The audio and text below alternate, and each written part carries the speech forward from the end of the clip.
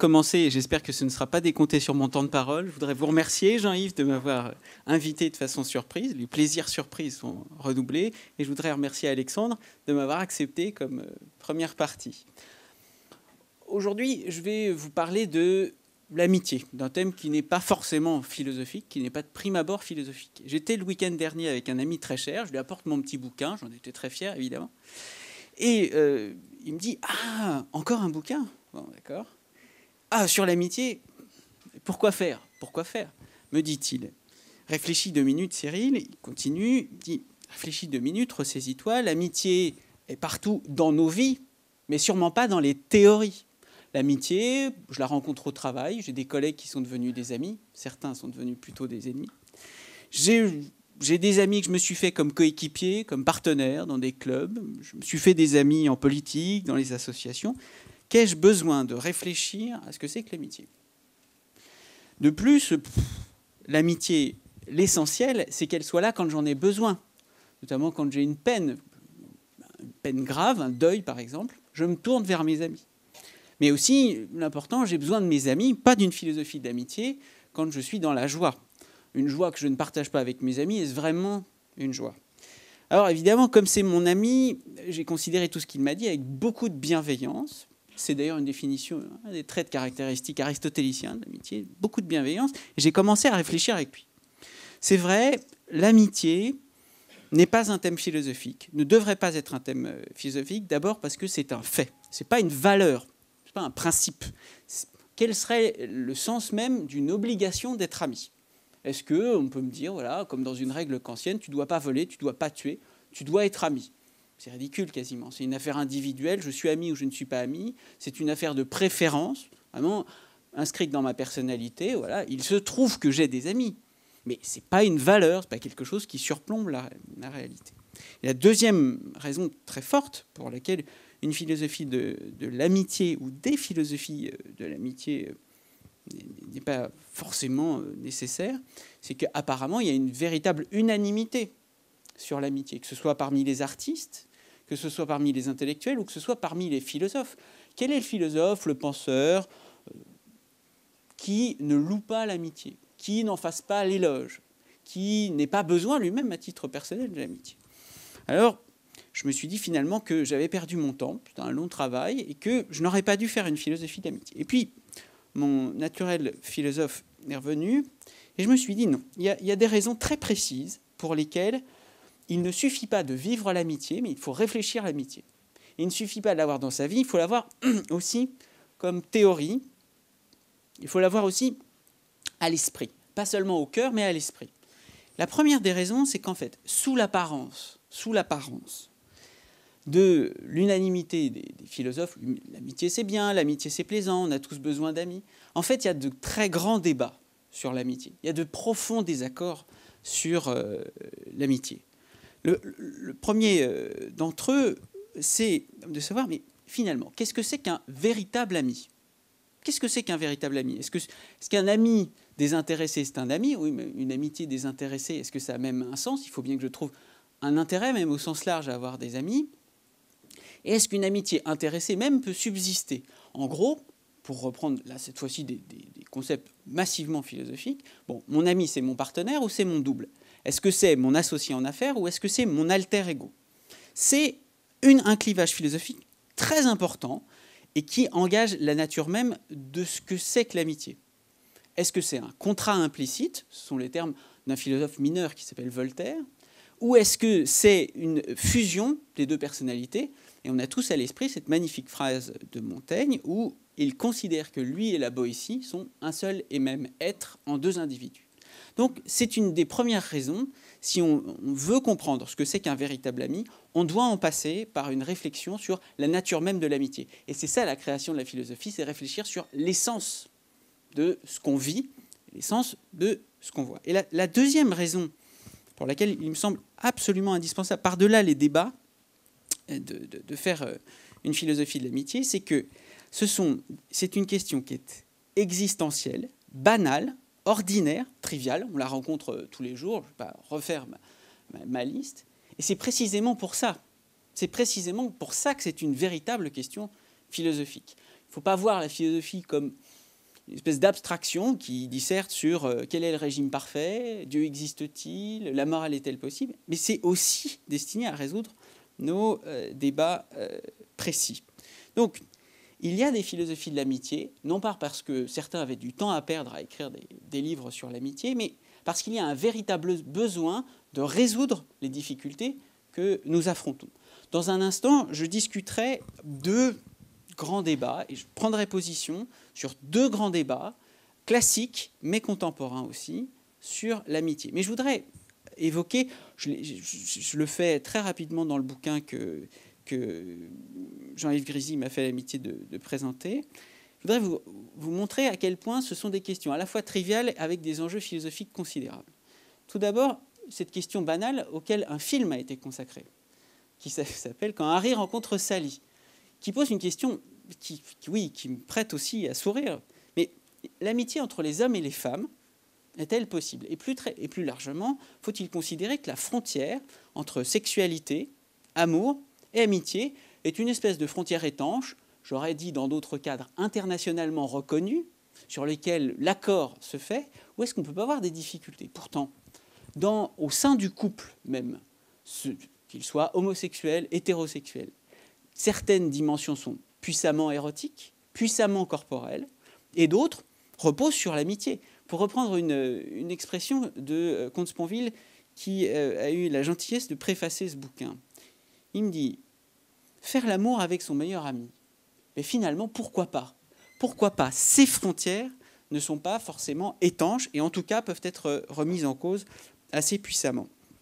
Deuxième grand débat que je voudrais évoquer dans cette cartographie un petit peu rapide, c'est celle du rapport entre l'amitié et la politique. Alors, je sais qu'après les épisodes que nous vivons sur la sphère nationale et aussi dans la sphère internationale, l'amitié en politique paraît impossible. Mais là, encore une fois, c'est comme pour la distinction entre l'amour et l'amitié et la sexualité. C'est un peu vite dit.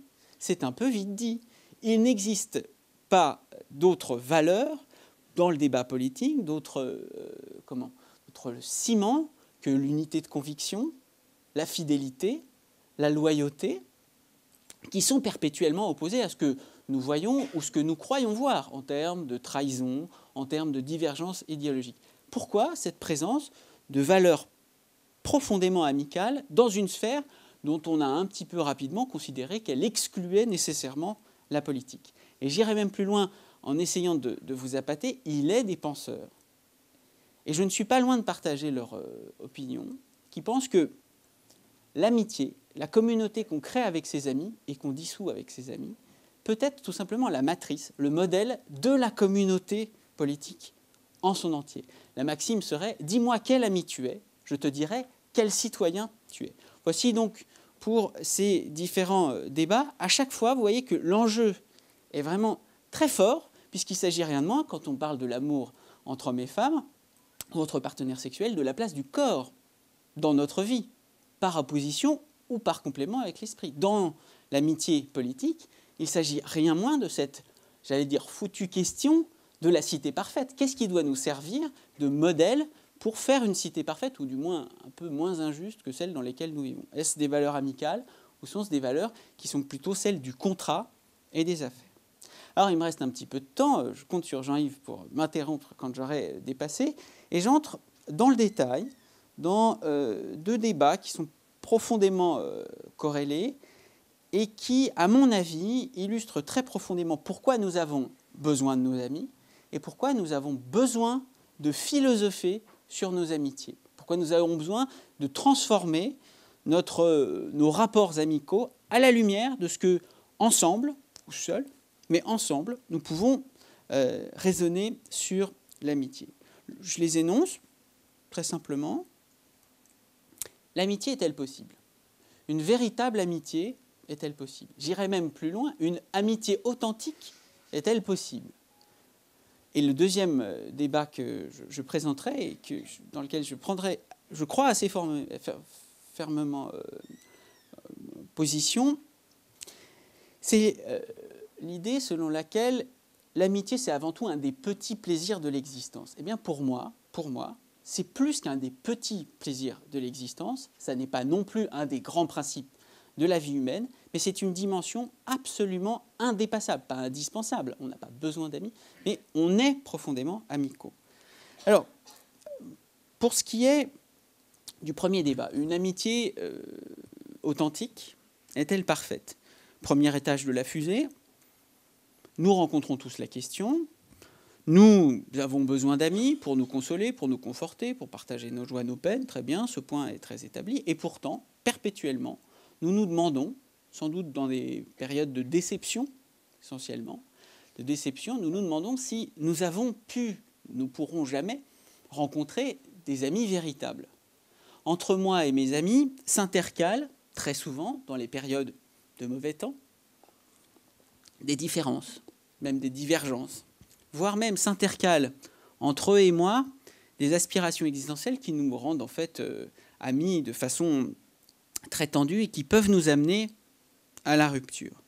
Celui qui a posé sur l'amitié le regard peut-être le plus noir, le plus pessimiste et le plus authentiquement métaphysique, en posant cette question qui est banale, une amitié véritable est-elle possible? C'est Blaise Pascal. Pour Blaise Pascal, le tragique de l'amitié, c'est le tragique de l'existence humaine entière. Et dans l'amitié, dans l'impossibilité de nouer de véritables amitiés, se jouent toutes nos relations à autrui. C'est la relation même à autrui qui se trouve impossible. Quel est l'argument de Pascal? Il est profondément détaillé, il est extrêmement métaphysique, puisqu'il convoque tout simplement une conception de la religion et du salut, est assez simple. Nous sommes pris dans un tragique au sens où nous perdons à tous les coups en amitié. C'est toujours moi qui souhaite avoir des amis. Et c'est toujours pour soi-même que le moi souhaite avoir des amis. Néanmoins, justement, c'est parce que c'est ce moi-là qui cherche des amis que nous sommes toujours séparés de l'autre, d'autrui, de cet autrui très particulier que nous aimons, que nous souhaitons aimer dans la durée, que s'interpose ce moi tyrannique, ce moi d'amour-propre, qui, même quand il comble de bienfaits autrui, même quand il se sacrifie au bien et aux bienfaits de notre ami, recherche toujours son propre intérêt. Imaginons, l'expérience de pensée est facile à faire, imaginons, elle a d'ailleurs été faite par plusieurs grands cinéastes, imaginons cette situation où nous nous sacrifions pour nos amis, où nous sacrifions nos biens, parfois notre vie, nous sacrifions en tout cas une partie de notre temps. Sommes-nous sûrs que nous ne poursuivons pas en fait notre propre bienfait, notre propre félicité à nous, plutôt que celle de notre ami? Est-ce que je ne rends pas service, est-ce que je ne tire pas des ennuis à un ami, tout simplement pour ensuite l'écraser de ma supériorité morale, pour lui faire sentir ensuite à quel point il m'est redevable, à quel point j'ai une moralité supérieure à lui, à quel point, à la limite, moi, je suis capable de sacrifice pour lui, alors que la réciproque n'est pas vraie. Tragique de l'existence. Soit nous n'avons pas d'amis et nous aspirons à en avoir, soit nous avons des amis, mais nous n'arrivons jamais à établir un lien d'amitié avec eux. C'est cette tragique distinction, cette impossible communication entre le moi et le toi, ce toi spécial de l'amitié. Alors moi, je soutiens que ces thèses sont extrêmement lucides, sont extrêmement fortes sur l'amitié, mais je soutiens que poser cette alternative, cette rivalité entre le moi qui cherche des amis et le toi qui est l'ami, c'est encore ne pas comprendre ce que c'est que l'amitié. Une amitié véritable, ça n'est peut-être pas une amitié désintéressée, ça n'est peut-être pas une amitié quasiment sacrificielle, mais ça n'est pas pour autant qu'elle n'est pas possible. Une véritable amitié, selon moi, c'est une amitié où le rapprochement entre moi et l'autre est tel que son bonheur à lui est mon bonheur à moi tout en même temps. Son accomplissement à lui, c'est mon accomplissement à moi en même temps. De sorte que toutes ces alternatives, suis-je ami par égoïsme ou suis-je ami véritablement altruiste, l'amitié authentique est-elle possible? Non, l'amitié authentique n'est pas possible, n'ont plus de sens. Quand mon ami touche à la félicité, de la même façon, je touche à mon bonheur à moi. Cette thèse, je la défends, je pense qu'elle est extrêmement forte, y compris dans les arguments détaillés qui la soutiennent, et c'est précisément la thèse que Aristote veut porter dans le débat moral. Et je tiens à souligner, avant de passer à cet autre débat, qu'en fait, avec cet effacement de la frontière entre altruisme et égoïsme, ça n'est pas seulement la façon dont nous vivons nos amitiés qui est transformée, c'est aussi la façon dont nous concevons la morale. C'est aussi la façon dont nous concevons cet acte simple, faire du bien ou faire du mal à autrui. Voici donc sur ce débat sur lequel je crois véritablement que à la fois le caractère concret de l'amitié et la nécessité de passer à un volet philosophique est absolument nécessaire. Alors maintenant, je finis. Jean-Yves. Est-ce que c'est un petit plaisir de l'amitié qui nous octroie un peu de sécurité, un peu de confort, un peu de douceur dans un monde brut, si vous voulez, ou est-ce que c'est un grand principe ? Je crois qu'il y a de très forts arguments pour soutenir que l'amitié ne peut pas être un principe de vie. C'est essentiellement un auteur qui m'a fait l'amitié de me relire et auquel j'ai consacré le dernier chapitre du bouquin, qui est Régis Debray. Régis Debray, il a une position très simple. Non, l'amitié, ça vaut rien. L'amitié, c'est à peine des affinités entre castes, entre gens qui se reconnaissent, c'est une espèce d'entre-nous, de gens un peu supérieurs, qui se croient liés indéfectiblement les uns aux autres. Ce qui compte véritablement, ce qui est vraiment une valeur, une boussole dans l'existence, c'est des idéaux comme la charité, où j'aime l'autre de façon inconditionnelle. Je n'ai pas besoin de savoir si sa tête me revient, si j'ai envie de passer des vacances avec lui, ou si je veux m'associer à lui en affaires.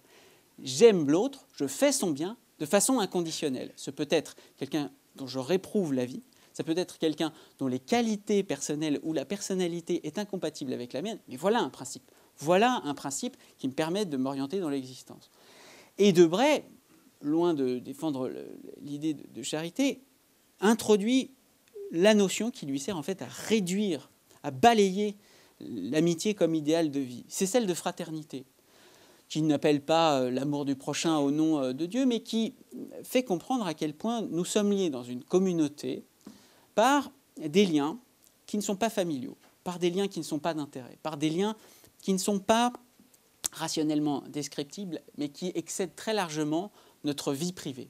Pour Debray, c'est à mon avis un des arguments les plus forts pour considérer que l'amitié n'est qu'un idéal dérivé.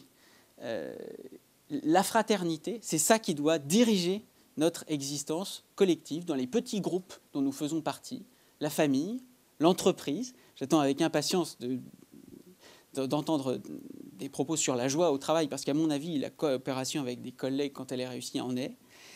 C'est la fraternité. Eh bien, à mon avis, cette façon de présenter l'amitié comme un idéal un peu mesquin, ou même comme un anti-idéal, en fait, c'est-à-dire comme une espèce de règle de vie très particulière qui repose sur nos préférences, me semble, à bien des égards, ne pas rendre justice à ce que c'est que l'amitié.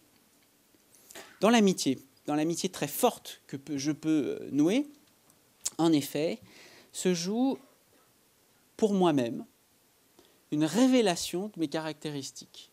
Quand je suis en interaction avec des collègues, que ce soit mes subordonnés, mes égaux, mes chefs, quand je suis en interaction au sein de ma famille, qu'est-ce que je sais de moi-même ?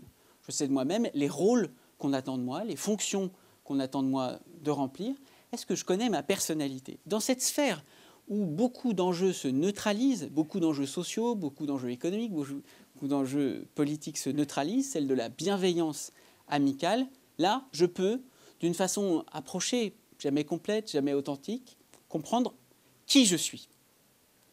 Qui je suis au travers des réactions de mes amis, qui sont dictées par la gratuité de la bienveillance. Je peux aussi, c'est un des éléments importants de l'amitié, je peux aussi vivre une émulation qui ne soit pas destructrice.